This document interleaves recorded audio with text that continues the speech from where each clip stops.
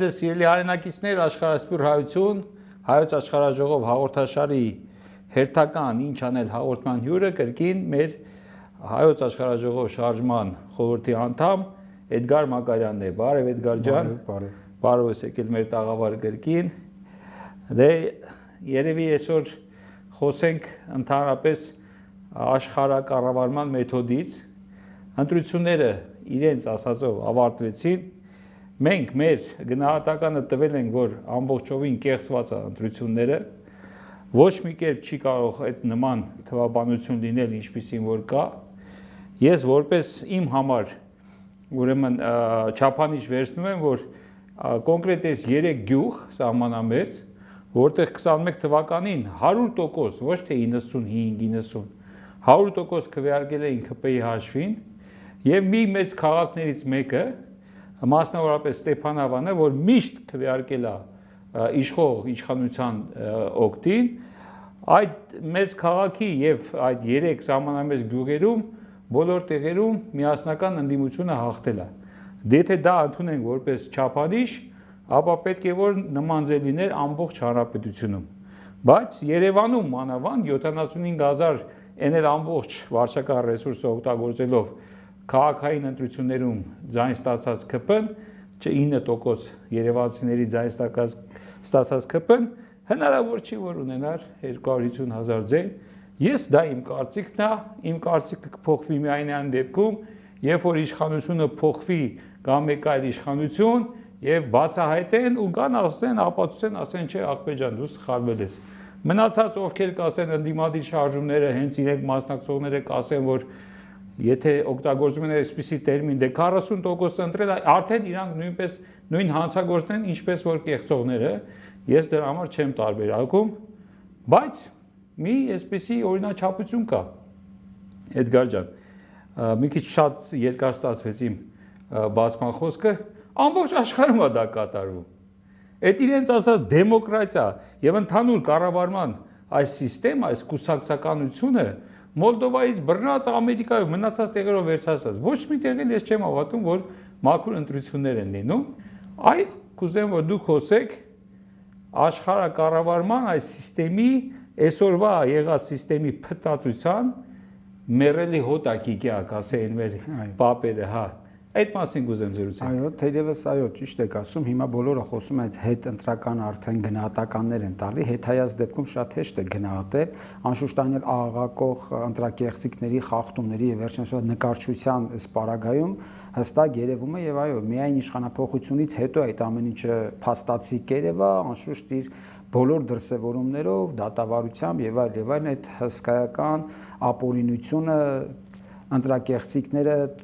կազմակերպելու պետական հսկայական մեքենան ամբողջությամբ այդ ռեսուրսը դնելու ընտրակեղծիքը որպես գործընթաց կազմակերպելու, որտեղ այլ տարբերակ չունեին, քան այդպիսի համակարգային ընտրակեղծիքների արդյունքում նկարելու այն թվերը, որը նկարվեց։ Մենք անշուշտ դրան չենք անդրադառնա, որտեղ բոլորն են դրա մասին խոսում, այո, երկու կարևոր հանգամանքի կանդրադառնանք ինչու է այո մեռնում ներկայիս աշխարհը եւ եթե մեռնում է ինչը տեղ է գալու եւ երկրորդ կուզենայի խոսել այն ինչ մենք առաջարկում էինք նախքան ընտրությունները եւ շարունակում ենք առաջարկել նաեւ այսօր որպես ընդհանուր այս մեռնող աշխարհի տրամաբանությունից դուրս դրան հաղթարող մի նոր մոդել, մի նոր այսպես ասած պետականակարգության ձևաչափ, հասարակակեցության ձևաչափ, ազգակեցության ձևաչափ։ Դա աշխարհաժողովի արդարապետության այո, մենք այդ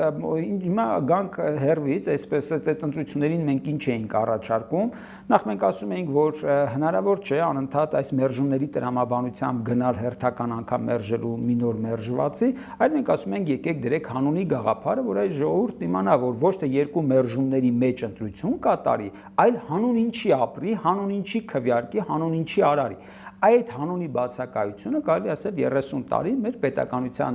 մեջ գոյություն չունենով։ Հանունի մենք Արցախյան ազատամարտի շարժման ընթացքում հանունի մենք ապրեցինք, որպեսզի ունենք անկախ պետականություն, որպեսզի ունենք անկախ Արցախ։ Միասնություն։ Այո, եւ այն դժվար ցուրտ ու մութ տարիները մենք լուր համբերատարտարանք, որտեղ գիտենք հանուն ինչի ենք անում։ Որից հետո երբ որ մտավ մեր պետականությունը անարդար ցիկլի մեջ, Արդեն մենք չգիտենք ինչի համար ենք ապրում, ինչի համար ենք ընտրություն անում, որտեղ ընդհանրապես դա գնում է այդպես ձեր ասած կուսակցական թայֆայականությունների, այսպես ասած, մրցավազք, ով ինչքան կարա այդ խմբակային շահ։ Հիմա այս տրամաբանության մենք ասեցինք, որ հերթական անգամ գնալով այդ ճանապարհով արդյունքները ցանկալի չեն լինի։ Ուղղակի մեզ ինչն էին արգումենտացիա բերում, ասում էին, քանի որ ձեր գաղափարները մի քիչ բարդ հասկանալի են, քանի որ հայությունը հազարամյակների ի վեր ժամանակ չունի նման բաներ անելու, դե մենք է սուղա ժամանակ, եկեք այդ տրամաբանությամբ գործենք։ Հիմա կասեցնենք այս անկումը, այս մահվան սպառնալիքի էս մեծ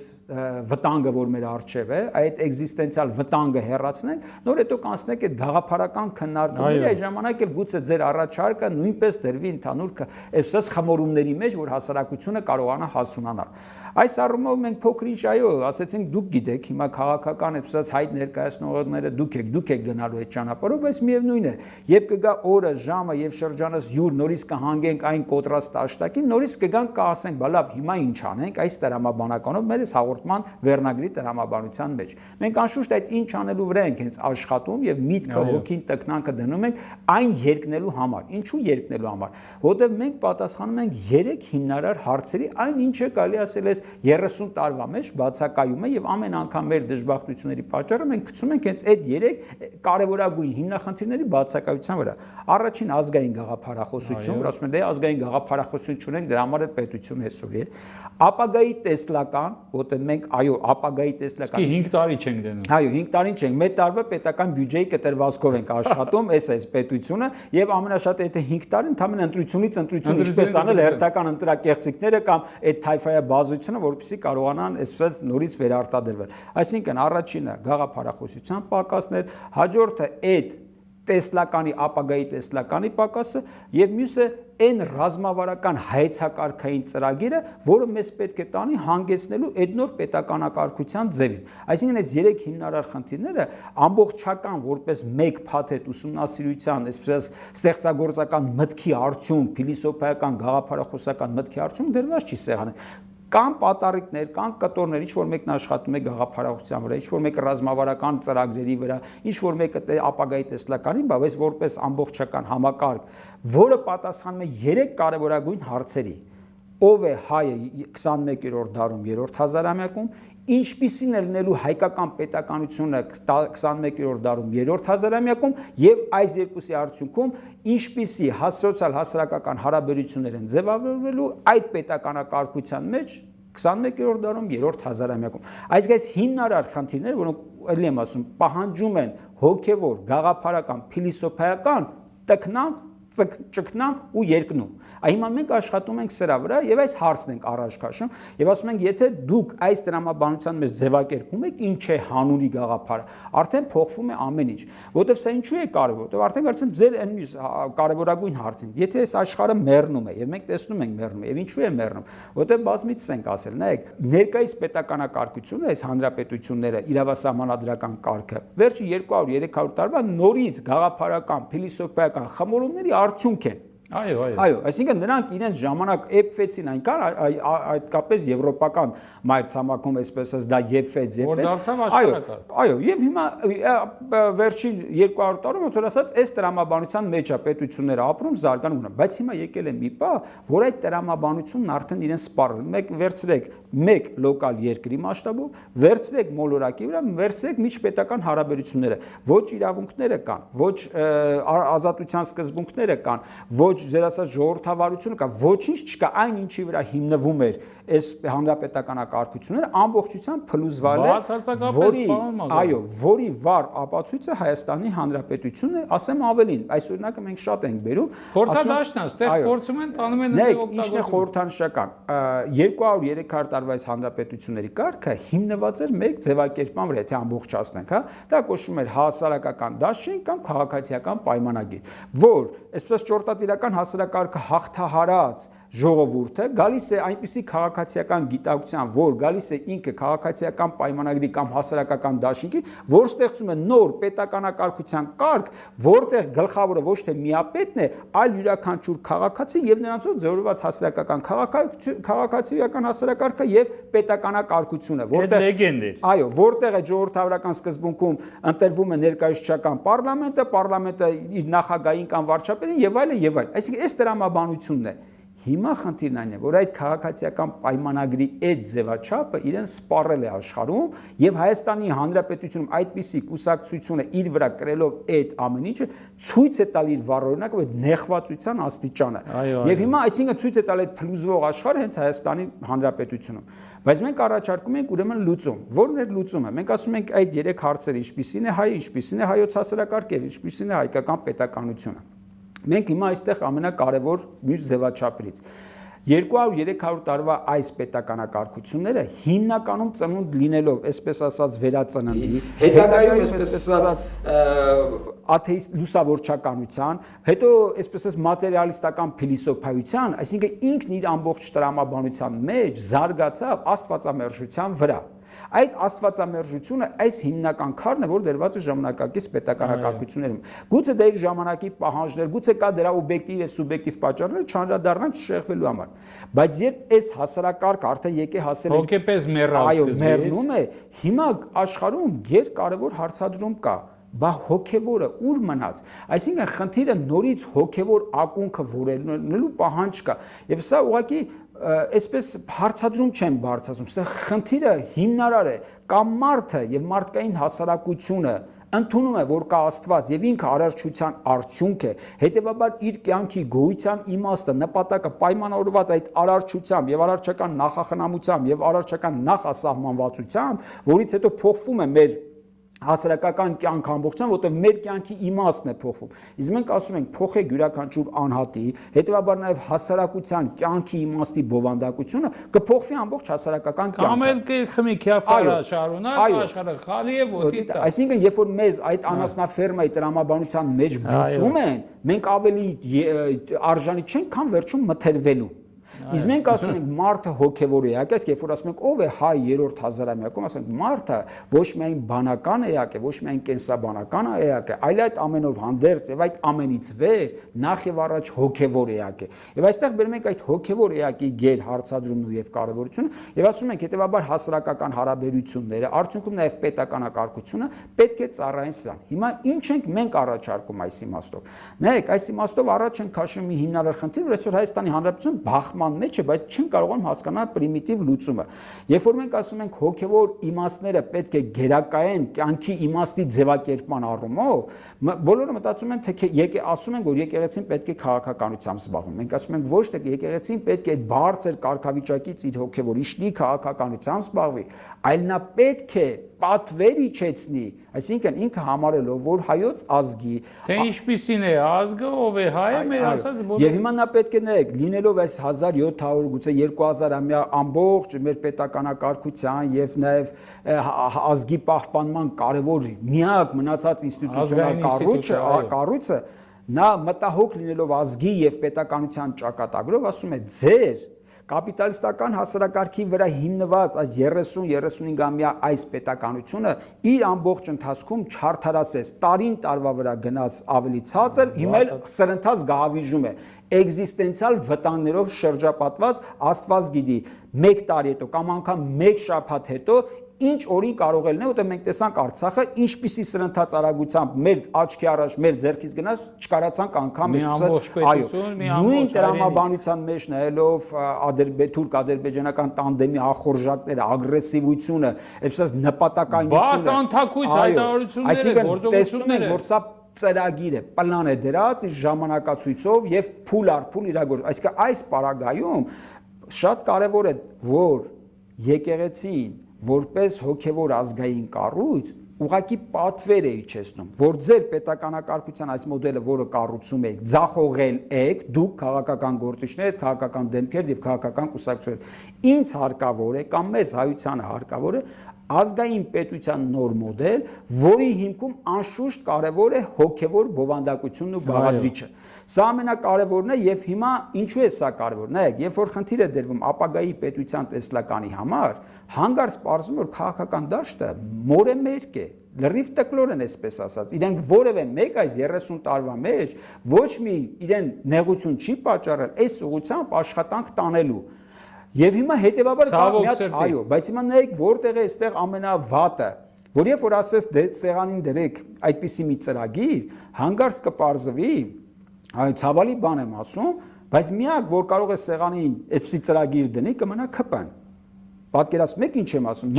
Հիմա նայեք, այսինքն այս բաներ չեմ կարող ասել։ Հիմա նայեք, բայց հիմա ես ասեմ, նայեք, ասում ես ծրագիր դիր, միակ ուժն ասում ես ծրագիր եմ դնում։ Այլ բան է։ Չէ, ինքը խափումը որտեղ։ Խափումը այնտեղ, որ այդ պետականության մեջ հայը, հայկականությունը ամբողջությամբ բացակայում են։ Այո, թուրքական ծրագրի հասկանում եք, հա, բայց ինչ ասում, ասում եմ ես տալիս եմ ձեզ բան, անկախություն, ինքնիշխանություն, տալիս եմ ձեզ խաղաղություն, խաղ ապրելու երաշխիքներ, ճանապարհներ, կոմունիկացիաներ եւ այլն, այսինքն մի անասնաֆերմա, որտեղ կարաս հանգիստ ապրես, բայց որևէ հայկականության խնդիր չդնես, որևէ պահանջատիրության, այսինքն ինքնութենական ամբողջական վերացման, բայց ինքը տալիս է ծրագիր է տալիս։ Ասում եմ հոգևորներ են դնում, Հիսուսն է, միջել է։ Մնայեք, այս առումով էլ, երբ որ ես ասում եմ եկեղեցին պետք է պատվեր իջես, եկեղեցու պատվերը ո՞րն է, ինքը ինչ պետք է ասի։ Ես որպես 1700-ամյա քրիստոնեական առաքելական եկեղեցի եւ այս պետականակարգությունների ամբողջ ընթացքում եւ դրանց բացակայության ընթացքում ես եղել եմ այս ազգի երաշխավորը, այսպես ասած։ Ես ուզում եմ բայց արդեն 21-րդ դարի, 3-րդ հազարամյակի շնչին համապատասխան ազգային քրիստոնեական հիմքի վրա պետականակարգություն։ Ինչի եմ սա շեշտում, որտեվ հանգարց կպարզվի, որ էլի ոչ մեկ առաջարկ չունի այս դաշտում, նորից կարող է հանգարց գա այդ ձեր ասած անձը եւ ասի, բա որ եկեղեցու դեմ ես կռիվ եմ անում եմ հենց այդ քրիստոնեական բովանդակությունը փոխել եւ բայց այստեղ եւ իր կռիվը ես ավելի շատ վստահ եմ, եթե հանգարց կաթողիկոսն այդքան խորաթափանց չլներ եւ այդքան կամային ուժ, խորագիտություն չունենար եւ հանգարց թույլ լիներ եւ տեղիք տար, հա, հանգարց տեղիք տար, որ սա կարողանար իր նպատակներին հասնել, հա, անշուշտ նա քրիստոնեության պիտակնել էր այսօր օգտագործելու, անշուշտ այն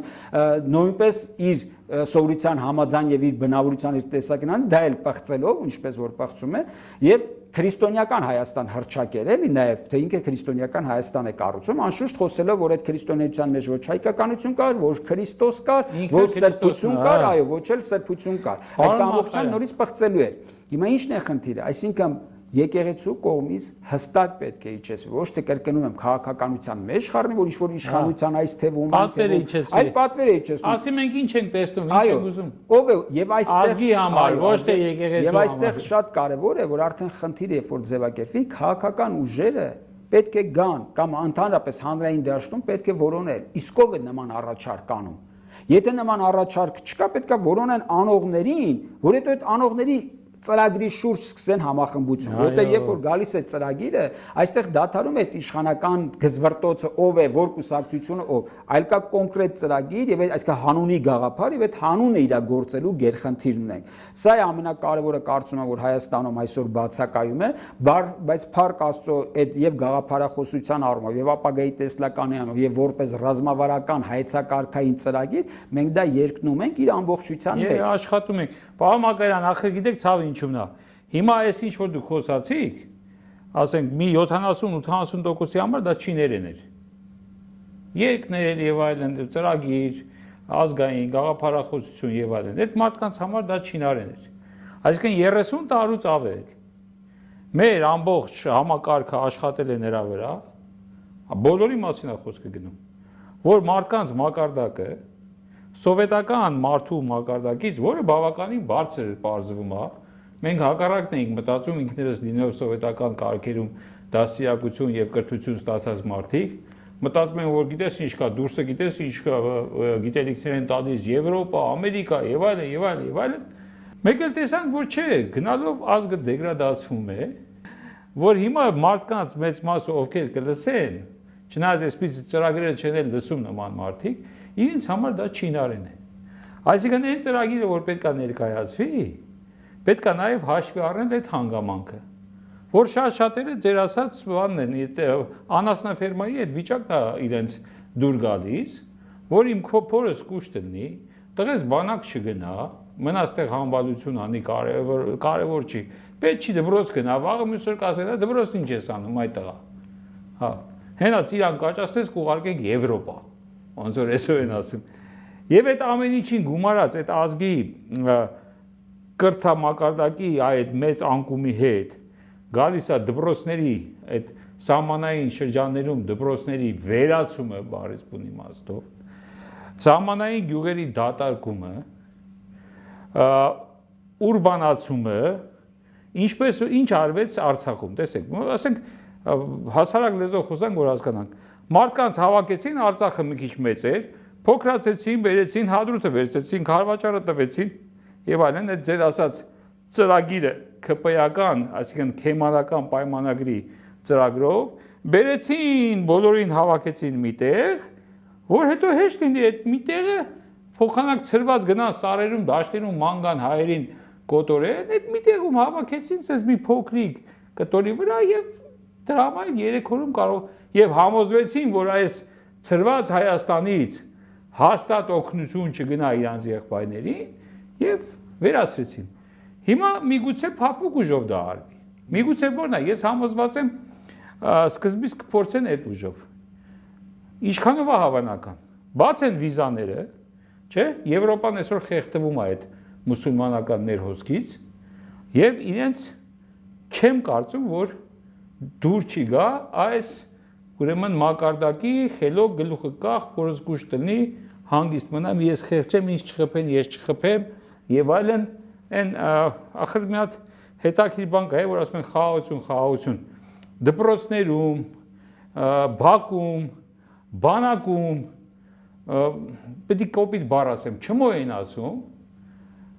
չմո երազանքն ինչ էր, խաղաղություն։ Ինքը ինչպես է պատկերացնում խաղաղությունը։ Ինքը ոչինչ չէր պահանջում, մենակ թե իրան չծեծեն, չէ՞, ինքը երբեք չէր պաշտպանվում, որ ծեծողը հոգնի էլ իրան չծեծի, եւ այդ խեղճությունը դա անվանում էր խաղաղություն։ Հիմա մենք այդ վիճակում ենք գտնվում, մեր պետությունը այդ վիճակում է գտնվում։ Արդյոք հնարավոր է 30 տարի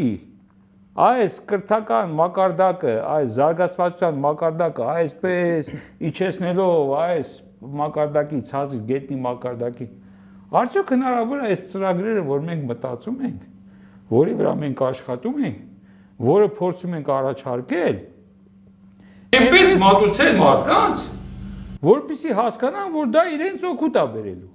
Հնարավոր է արդյոք դա։ Իհարկե հնարավոր է, բայց ինչն է կարևոր այստեղ։ Հասարակությունը բազմաշերտ է, հասարակության մեջ կա այո ներքևի ամենացածր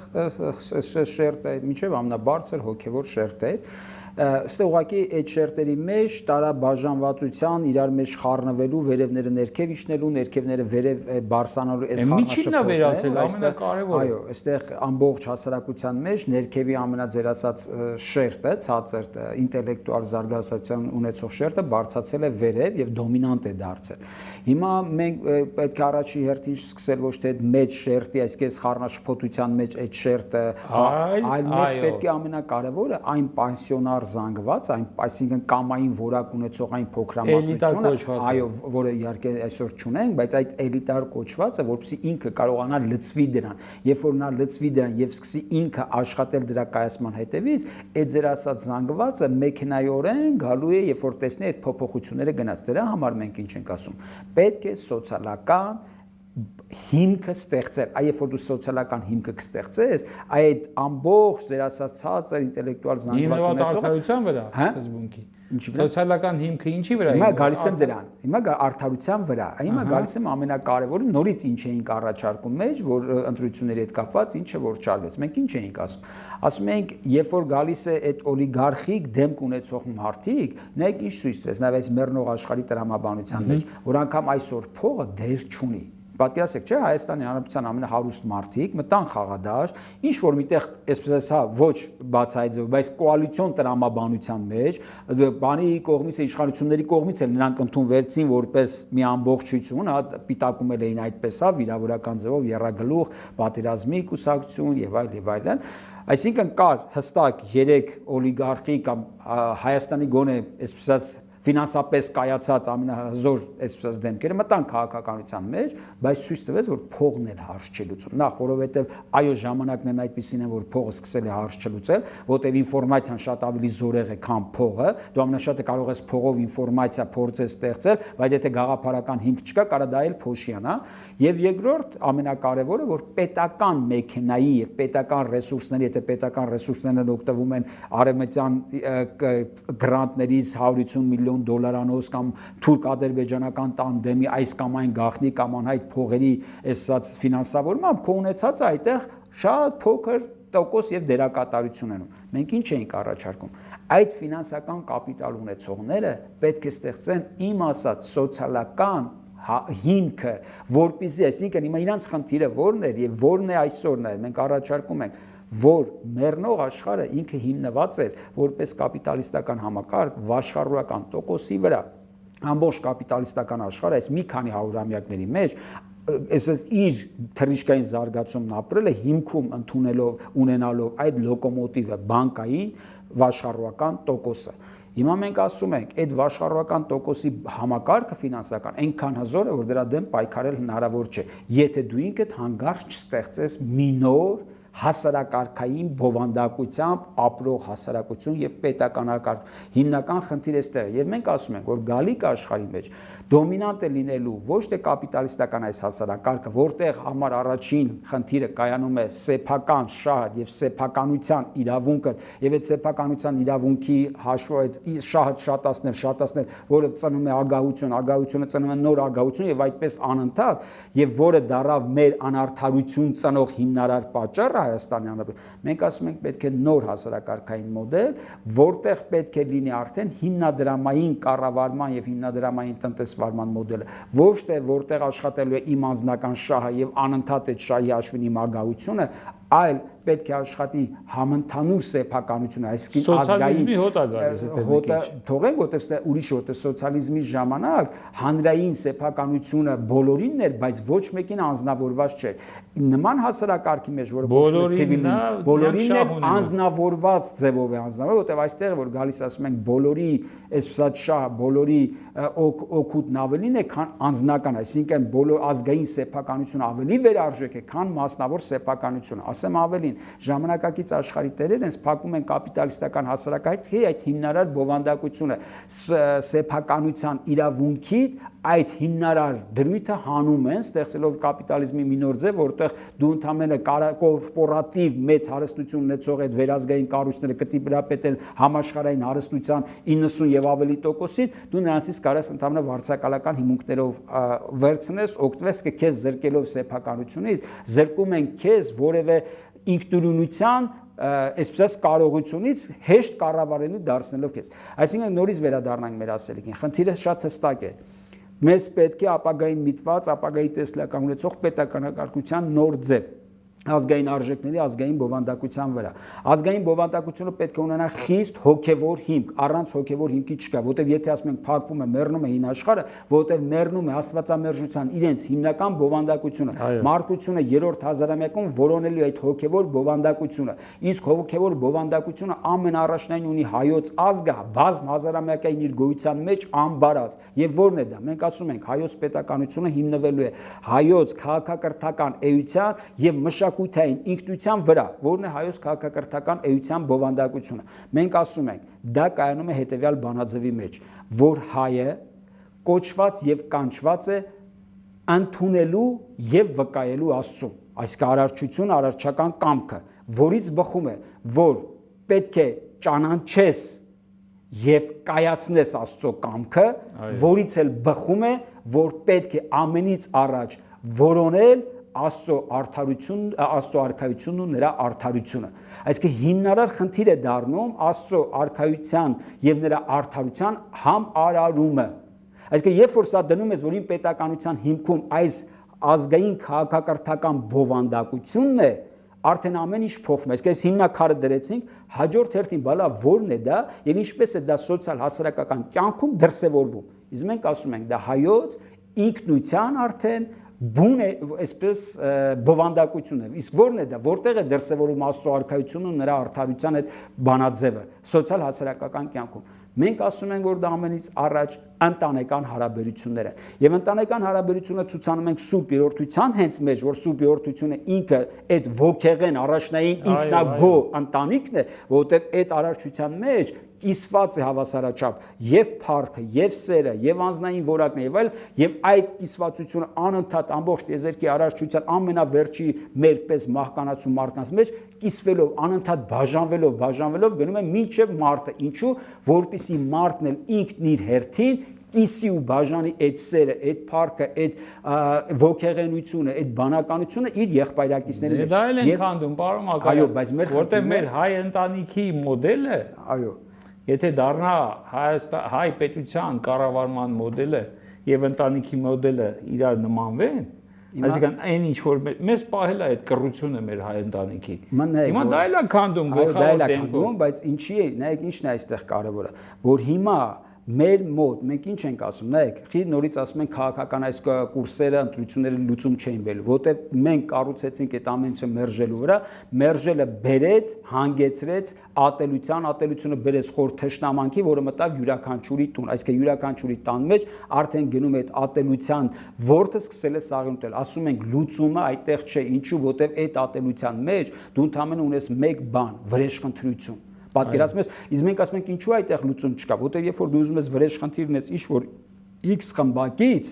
բայց դու պետք է նայես, որ այդ X խմբակի ընդամենը մի քանի շաբաթ առաջ, հունիսի 7-ին, ուզում եք ասեք կեղծվել է, չի կեղծվել, խնդիրն այդտեղ չի, բայց մի քանի 100,000 մարդ իրենց ձեռքով են գնացել եւ նրանց քվեարկել։ Նշանակում է, եթե դու հանգարց հետ հայացնես, կտնես, որ այդ մարդկանցից մեկը քո տանն էր, քո ընկերն էր, քո ընկերոջ տանն էր, ուրեմն վրեժ խնդիր ումից ես լինելու 100,000, 500,000, 700,000 մարդուց, ումից, այսինքն այստեղ լուծում չկա։ Մենք ասում ենք այդ թշնամանքը հնարավոր չէ հաղթարել, լուծել քաղաքական ալգորիթմների մեջ, դա հնարավոր է լուծել միայն եղբայրական սիրո վրա, որ եղբայրական հոգևոր եղբայրության։ Հիմա քանի որ նաև ժամանակը սուղ է, բերեմ ամբողջացնեմ։ Ուրեմն նայեք, հոգևոր բովանդակությունը դրեցինք, եկեղեցին պատվերը տվեց, ասեց ուզում եմ ազգային քրիստոնեական հիմքի վրա պետականություն, որը բխում է հայոց ազգային քաղաքակրթական առաքելությունից եւ մշակութային ինքնությունից, ասեցին դրանք որոնք են։ Հիմա ասում են լավ, այս ամեն ինչը գալիս է հոգևոր եղբայրության վրա, դրա բանաձևը ո՞րն է։ Մենք ասում ենք քաղաքացիական պայմանագիր հասկացությունը 200-300-ամյա այս բովանդակության մարմնացած այսօրվա իշխանությունների կուսակցության անվան մեջ նեղել է, դրան պետք է փոխարինելու գա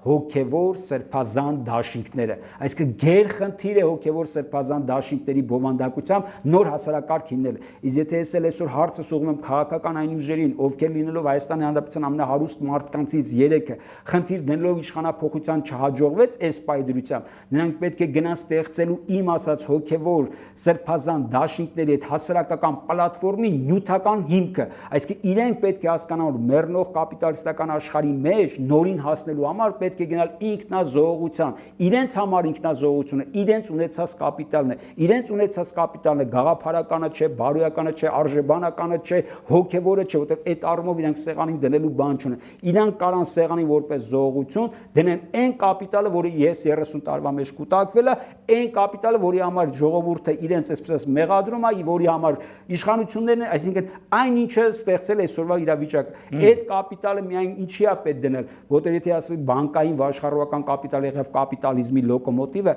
նոր հասարակարգի համար պետք է հիմնադրամային մեծ գումարները, որը կարողանա պետությունը սկսի շարժել, հասարակությունը դնի շարժի մեջ, որտեղ իրենք պետք է գնան այդ համահայկական նոր կապիտալի ֆոնդի ձևավորումը։ Անշուշտ մենք եթե առիթներն այս թեմայով կբացվենք եւ մանրամասն կխոսանք, թե ոնց է հայերի կապիտալը, անհատական կապիտալը վերածվելու որպես համազգային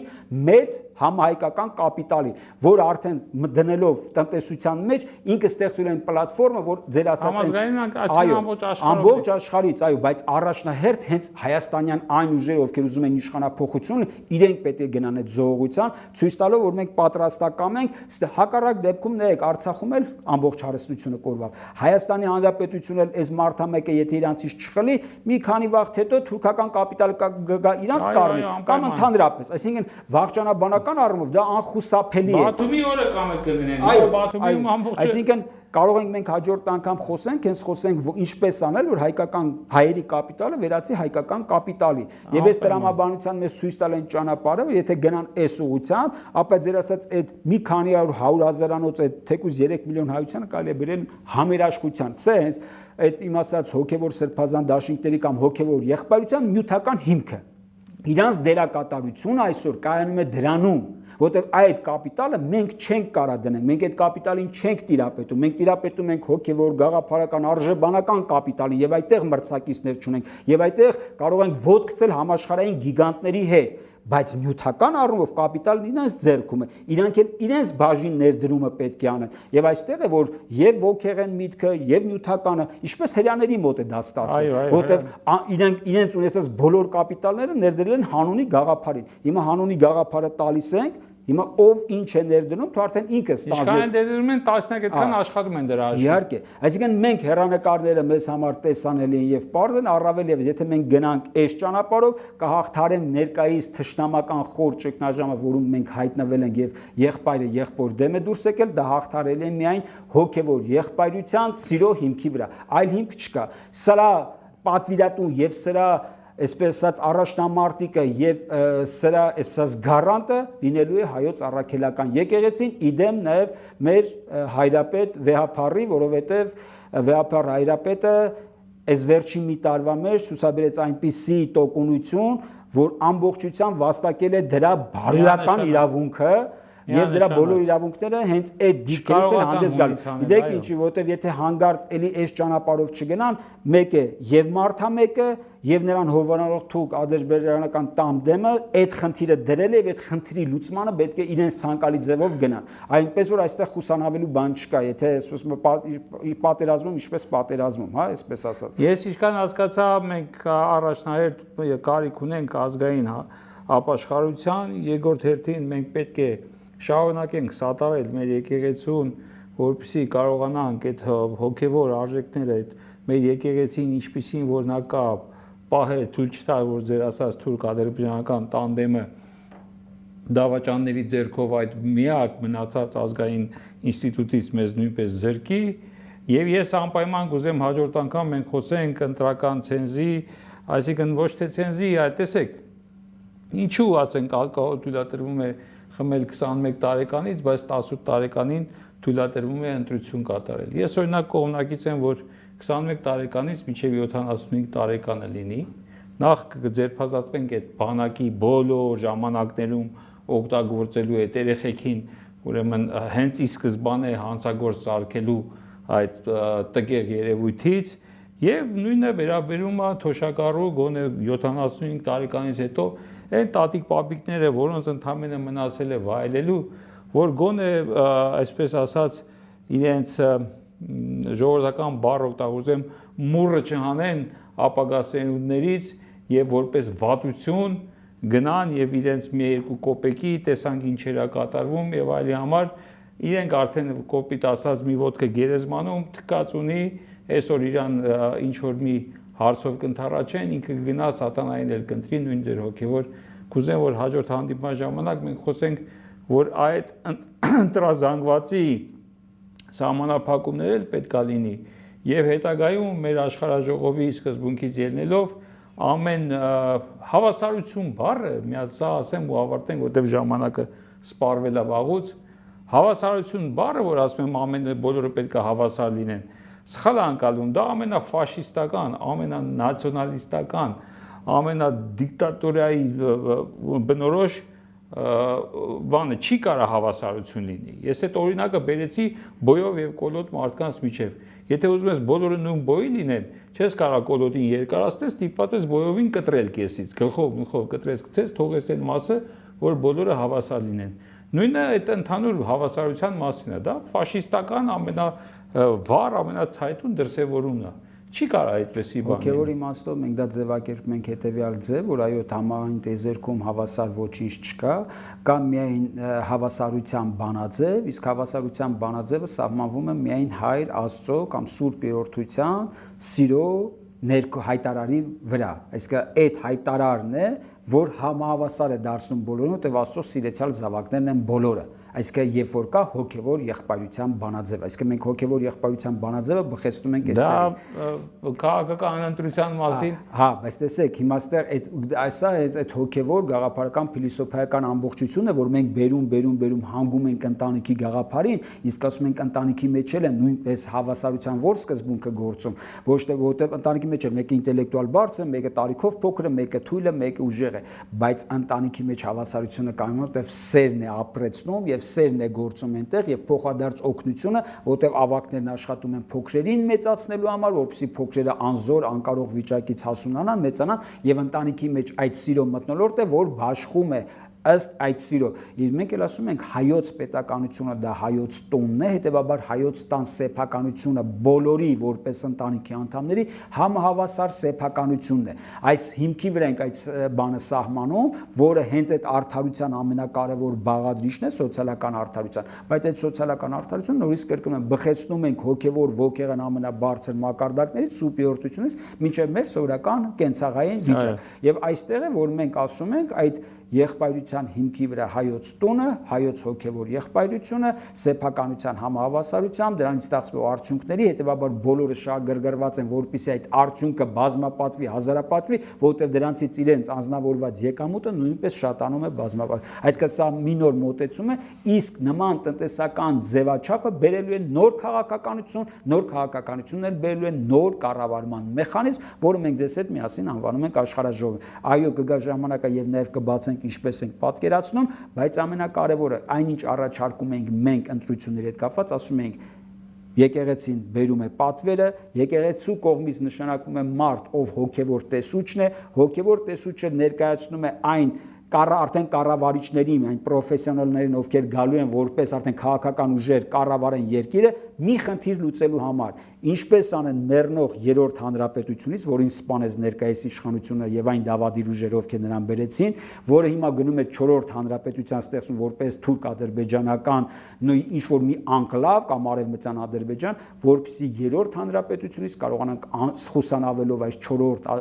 հանրապետությունը Ադրբեջան, արևմտյան Ադրբեջանը անցում կատարենք հայոց արդարապետության։ Այսինքն պետք է նախանշենք, թե 5 տարվա մեջ այդ հիմնադրամային տնտեսվարման համար ինչպիսի սոցիալական պլատֆորմ ենք ստեղծում, դրա համար աշխարհաժողովային կառավարման ինչպիսի ձևաչափ ենք մշակում եւ ինչպես ենք այն ներդնում, որպեսզի 5 տարի հետո երաշխավորված 5 տարի հետո մենք կարողանանք խուսանավել այն ինչի մասին դուք ասում եք, որպես մեռնող ժողովրդավարություն։ Տեսեք, ճիշտ է, հոգևոր բանով տարբերվում ենք շատ մեծ, բայց տեսեք, Իրանում, հարևան Իրան է, որ չունի կուսակցական այս համակարգը, 200 քանի կուսակցություն մեր նման, իրենց հոգևոր առաջնորդն է կառավարում երկիրը, կարելի է ասել հսկում երկիրը, իրենք էլ ունեն նախագահ, իրենք էլ ունեն ինստիտուտներ, որոնք աշխատում են, բայց ձեր ասացի նման հոգևոր առաջնորդը հսկիչն է, որ այդ ամեն ինչը կատարի եւ տեսեք, այնտեղ էլ կան տարաձայնություններ, այնտեղ էլ կան մարդիկ, որ ազատությունից են խոսում եւ այլն, բայց տեսեք աշխարհի ամենահզոր պետության դեմ ոչ թե կարողացան դիմանալ, բառից բուն իմաստով հաղթեցին։ Իրենց ձևով այդ եղբայրական միասնականության, երբ որ ազգային շահը վերդրվեց, մնացած բոլոր խմբակային, ժամանակակից եւ այլն, շատերը կան բողոքում են այսօրվա այնտեղ ռեժիմի տեսակից, բայց երբ որ հարց եկավ ազգային, ազգի լինելու, պետության լինել չլինելու միջև, բոլորը միացան եւ կարողացան զենքը նրանք գերակայում են զենքով, փողը պարզա, որ այսքան մնալով բանի մեջ, ինչա սանկցիաների մեջ եւ անսահմանապակ ինչքան ուզում են տպում են եւ իրենց այդ երկու հզոր բանակ ունեցող պետություն հարձակվեցին, արդյունքում պարտվեցին պատերազմում։ Հուսով եմ, որ ձեր ասածները կհասկանան շատերը եւ մենք հաջորդ հանդիպումը շատ չենք ուշացնի, կսկսենք կամաց փակել բացել փակագծերը, որպեսզի մարդկանց հասկանալի լինի, երբ որ ասում ենք մենք առաջարկում ենք ինչ անելը, սկսենք կամաց բացել մեր հետևորդների համար։ Շնորհակալություն, պարոն Մակարյան, կհանդիպենք հաջորդով եկող շաբաթ արդեն նոր հյուրով եւ շատ շուտով նորից կհրավիրեմ պարոն Մակարյանին։ Հաջողություն։